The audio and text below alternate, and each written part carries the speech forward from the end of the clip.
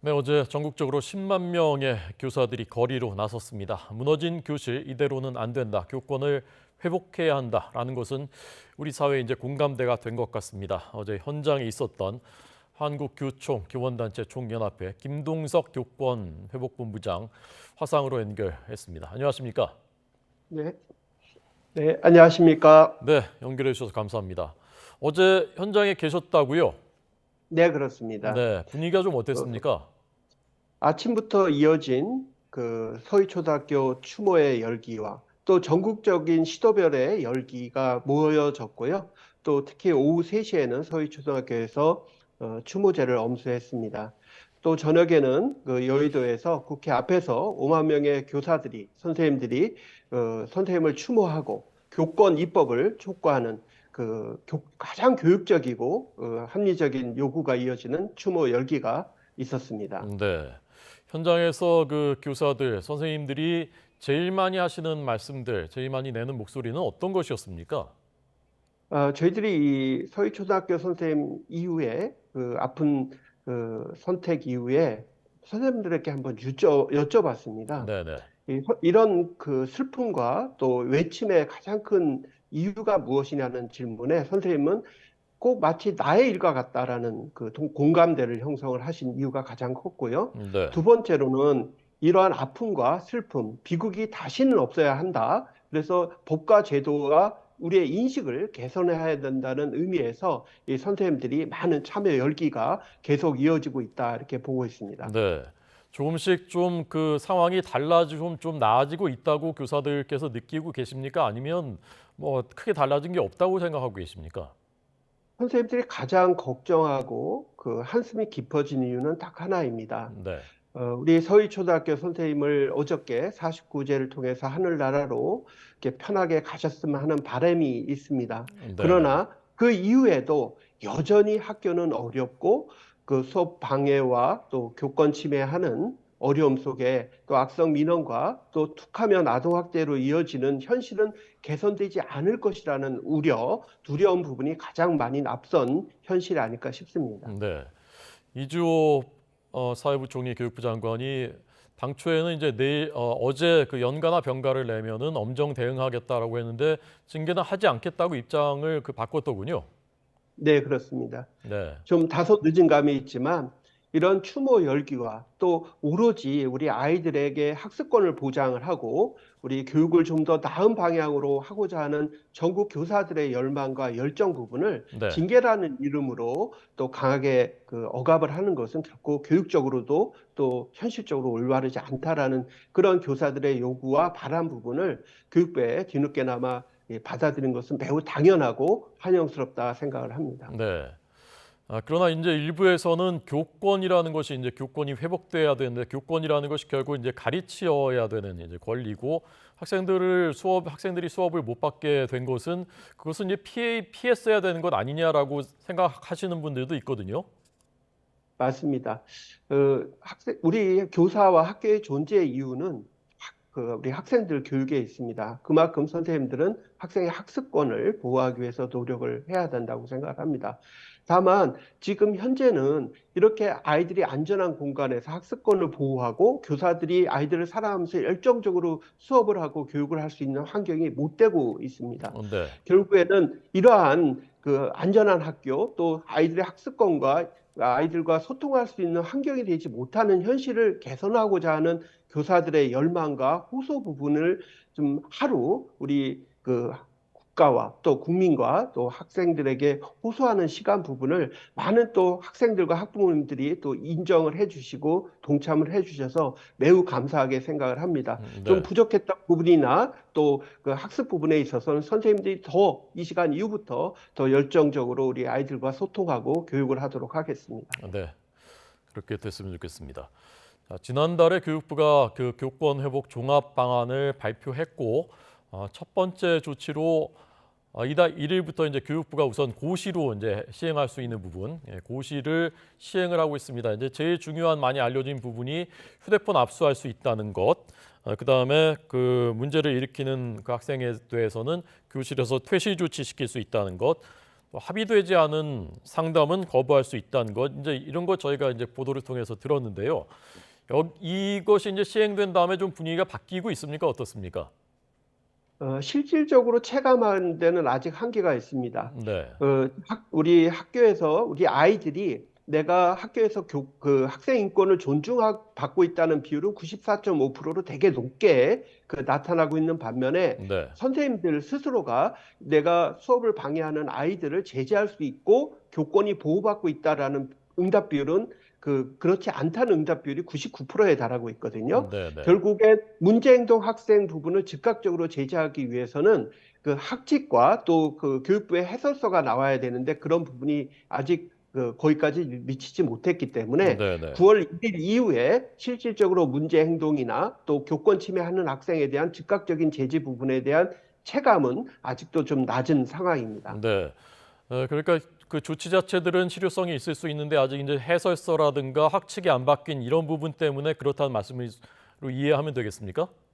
일단은 그 아이들이 네, 이렇게 고시가 됐고 그 학칙이 바뀐다 하더라도 그 정책을 수용을 해야 되고 따라야 되는 부분이 있거든요. 네, 네, 가령 이제 이 고시에 적용돼 있는 부분에 대해서 선생님이 지도를 하더라도 그거에 응하지 않거나 또 어떤 물리적인 언행을 하는 아이들이 되게 많거든요. 네, 실제로 최근 5년 동안 우리 교사에 대한 상해 폭행건이 888건에 달하고 또 네, 툭하면 자는 아이 깨우거나 싸움 말리는 부분도 다 아동학대로 신고되고 있기 때문에 네, 네, 선생님들이 직접적인 교실 질서 유지하는 데 어려움이 있는 건 여전히 존재하고 있습니다. 네.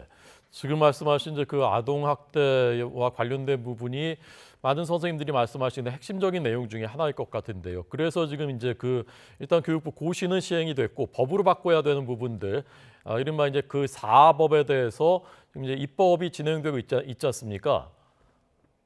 네, 그렇습니다. 네, 네. 그 어, 사법의 개정안에 대해서 어떻게 생각하십니까? 일단은 가장 중요한 핵심적인 교권 입법이라고 보고 있고요. 네, 예, 툭하면 아동학대 신고되는 부분을 막기 위해서 정상적인 교육 활동이나 생활 지도는 아동학대로 보지 아니한다는 초등등 교육법은 조속히 국회 본회의를 통과하여야 합니다. 네, 두 번째로는 지금 교권 침해 가해 학생들에 대한 즉시 가불리 조치 부분이 어렵기 때문에 네, 그런 부분도 보완이 돼야 될 부분이고 좀 요번에 좀 아직 입법이 되고 있지 않은 교권 침해 가해 학부모에 대한 처벌 조항이 지금 현실적으로 없거든요. 네, 이런 네, 부분도 마련이 돼야 되고 특히 유치원에서도 교권 침해나 아동학대 문제가 심각하기 때문에 유아교육법 개정안 또 학부모의 의무를 강조하는 교육기본법 개정안, 이 교육사법이 조속히 국회 교육위원회 전체 회의와 본회의 통과를 촉구합니다. 네. 그러니까 7일에 이제 어쨌건 이제 여야 정부 그다음에 시도 교육감들은 이 내용에는 합의를 했고 7일에 국회 교육위원회 법안심사 소위원회를 통과할 예정으로 알려져 있고 이르면 21일 이번 달 21일에 국회 본회의를 통과한다라는 것이 이제 지금 시간표인데요. 지금 말씀하신 그 가해 학부모 처벌에 대해서는 이 사법에는 포함되어 있지 않은 것이고요. 네, 그렇습니다. 네, 실질적으로 지금 현재 네, 교권 침해를 하는 학부모에 대해서는 사과 권고나 화해 권고 말고 할 수 있는 게 없거든요. 네, 네, 실제로 학교에서 악성 민원이나 교권 침해가 부분에 가해 학부모가 점점 늘고 있는데 네. 실질적인 제재 조치 마련을 촉구하고 있습니다. 네. 그다음에 아까 그 말씀하신 유아교육에서 그 문제는 유아교육법 개정안 이 사법 중에 하나 개정안에는 포함이 안 돼 있습니까? 포함이 되어 있고요. 아, 예. 유치원 교원에 대한 생활 지도권을 부여하고 네. 유치원 교원도 정상적인 교육 활동이나 생활 지도는 아동학대로 보지 않아야 한다는 조항은 포함이 돼서 환영을 합니다. 네. 조속히 본회의 통과를 촉구합니다. 네. 아까 저희가 보여드린 그 내용 중에 학생 교권 침해하는 학생의 학생 생활 기록부에 기재하는 내용 이 내용이 지금 쟁점인 것 같은데 야당에서 이 부분은 이게 이제 소송의 남발로 갈 수 있고 학생한테 이제 낙인이 될 수 있고 이제 반대한다고 하는데 거기에 대해서 어떤 입장이십니까? 지금 현재 법안 심사에서 통과된 것이 학교교권보호위원회를 지역교육청으로 이관한다고 이렇게 합의가 돼서 네. 이제 전체로 통과될 것으로 보여집니다. 따라서 야당에서 주장하시는 학교가 소송의 장이 될 것이라는 부분은 그 지역교육청으로 이관하게 되면 자연히 해소될 것이고요. 네, 네. 특히 말씀드렸듯이 교사를 폭행하고 상해하라는 그런 그 심각한 교권 침해를 하는 학생들에 대한 학급 교체, 강제 전학, 퇴학 조치는 좀 이 경종을 울리기 위해서라도 이 학생부에 기재하여야 한다. 이렇게 저희들은 주장하고 있습니다. 네. 학급을 옮기거나 이제 퇴학하는 것 그 조치는 하더라도 이제 학생 기록부에까지 남기는 것은 과하다라는 지적에 대해서 어떻게 보시는지요? 이 학생부의 목적이 학생의 건전한 이 활동 부분이나 또 그 교육 부분을 보여주는 모습이거든요. 네. 지금 현재 금주에 발표한 대학 입시 요강에도 그 학교 폭력 사안에 대해서는 기록을 하고 또 제재를 가하도록 그렇게 바뀌었지 않습니까? 네. 이 자기 스승을 에 대한 선생님에 대한 폭행이라든지 중대한 이 교권 침해에 대해서는 학생부 기재를 통해서 이 경각심을 줘야 된다는 것이 많은 선생님들의 요구이고 저희들 32,951명의 설문조사나 또 국민 여론을 보더라도 학생부 기재의 필요성은 상당 부분 공감을 하고 있습니다. 네, 알겠습니다. 그래서 지금 그 원안대로 교권회복 4법은 조속히 국회에서 통과돼야 된다라는 입장이십니다. 그런데 이제 그 현장 교사들께서는 이 4법이 통과되더라도 아동학대법이 같이 바뀌지 않으면은 이게 이제 실효성이 없을 것이다라고 하시는 분들도 있다는데 어떤 얘기입니까?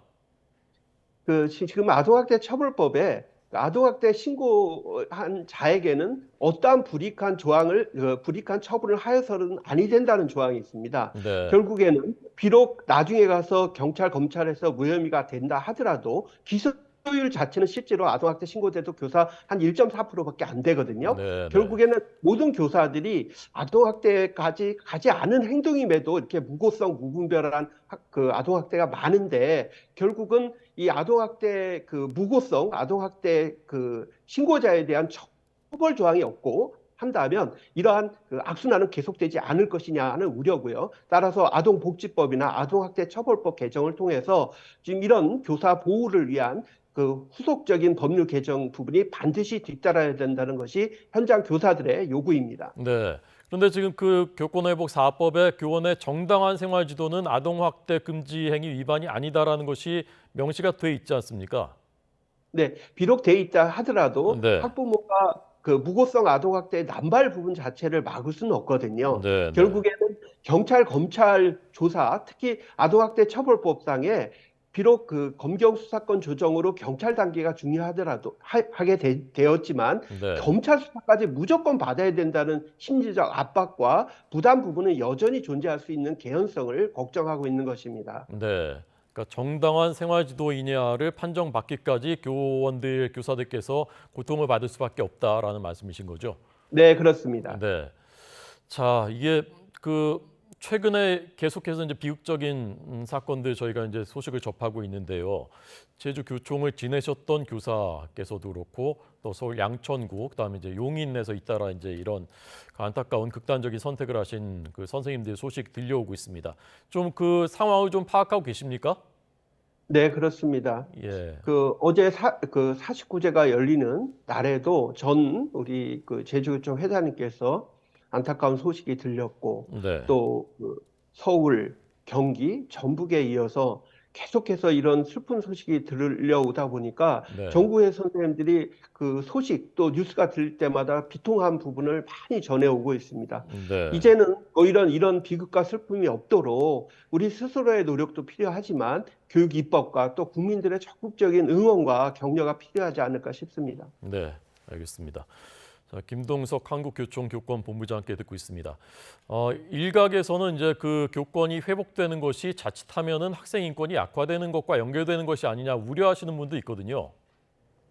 네, 우리 선생님들의 교권은 말씀드렸듯이 학생의 교육을 위해서 그 의미가 있다고 생각을 합니다. 네. 교권이 올라간다고 해서 과거 획기적으로 우리 학생들의 인권을 탄압을 하거나 또 인권을 저해하는 요소 부분은 결코 있을 수 없다고 생각합니다. 말씀드렸듯이 많은 학생들은 학교에서 95%에 되는 학생들이 학교에서 인권을 존중받고 있다고 생각을 하거든요. 네. 학생의 인권을 존중하면서 또 교사의 교권을 존중받는 인권 친화적인 학교를 만드는 것이 교사들의 바람이고 이런 안전한 학교에서 성장한 아이들이 민주 시민으로 성장하지 않겠습니까? 우리 학생들 존중하고 사랑하면서 우리 선생님들도 자긍심과 열정으로 우리 아이들 열심히 공부시키고 싶은 그런 간절한 마음을 호소드리고 싶습니다. 네, 알겠습니다. 선생님들이 계속 이제 거리로 나오고 계시고 지난 주말에도 수십만 명이 모였다고 하는데 질서가 굉장히 아주 모범적으로 지켜졌고 법을 준수했고 역시 이제 선생님들 다 왔다 그런 이제 평가들을 이제 들었습니다. 그때 현장에 계셨습니까? 네, 그렇습니다. 네. 매번 그 선생님의 외침을 보고 또 끝날 때까지 다 정리를 하고 나올 때의 그 마음은 진짜 선생님들답다. 한 건의 사건, 사고도 없고 깨끗하게 청소하고 나가시는 모습을 보면서 이것이 바로 가장 교육적인 집회의 모습이 아닐까. 또 우리 아이들에게 보여주고 또 국민들이 이런 모습을 보면서 응원해 주시지 않을까. 그런 생각을 늘 갖고 집에 돌아오곤 했습니다. 네, 알겠습니다. 여야 정 그리고 시도교육감까지 사자가 이제 합의한 그 교권회복 4법 조속히 입법되기를 많은 국민들이 바라고 있고요. 지금 이제 지적하신 현장에서 그래도 이제 미흡한 부분 그런 부분들도 꼼꼼하게 잘 정부가 챙겨서 해결되도록 했으면 좋겠습니다. 한국교총의 김동석 교권본부장님 고맙습니다. 네, 감사합니다.